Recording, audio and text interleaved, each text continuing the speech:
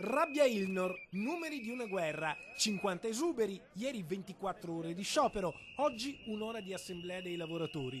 Lo scontro è aperto con l'azienda che fa parte del gruppo bresciano Eredi Gnutti. A Scorzè, lungo la cancellata della fonderia, ci sono i segni della battaglia sindacale in corso. È chiaro che per la tutela del posto del lavoro si è disposti un po' a tutto, insomma anche ad azioni più eclatanti. Licenziati, per noi la parola licenziati non deve apparire in nessun tipo di accordo, non deve essere neanche, diciamo così, nominata. I 130 dipendenti della Ilnor non vogliono nemmeno sentir parlare di licenziamenti, sono preoccupati ma più ancora delusi. Eppure c'è anche un barlume di luce. L'azienda intende mantenere i 2 forni di Scorzè con lo scopo di produrre leghe speciali, per cui il bicchiere è mezzo pieno, ma ha anche confermato i 50 esuberi, per cui il bicchiere è mezzo vuoto. È da questa situazione che bisogna ripartire nel prossimo incontro tra la proprietà e i sindacati. Il giorno della verità è il 5 novembre. Da là parte la trattativa, che per noi deve essere chiaro, che il piano industriale deve prevedere nessun licenziamento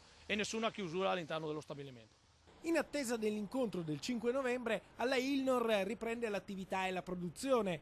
Le istituzioni osservano la situazione a tutti i livelli, dalla Regione Veneto al Comune di Scorzè.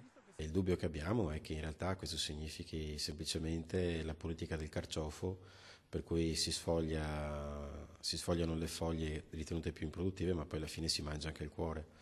Per cui la preoccupazione vera, forte, è che effettivamente ci sia l'azienda che rimanga forte, e se questi imprenditori sono capaci facciano gli imprenditori, se no cambino lavoro.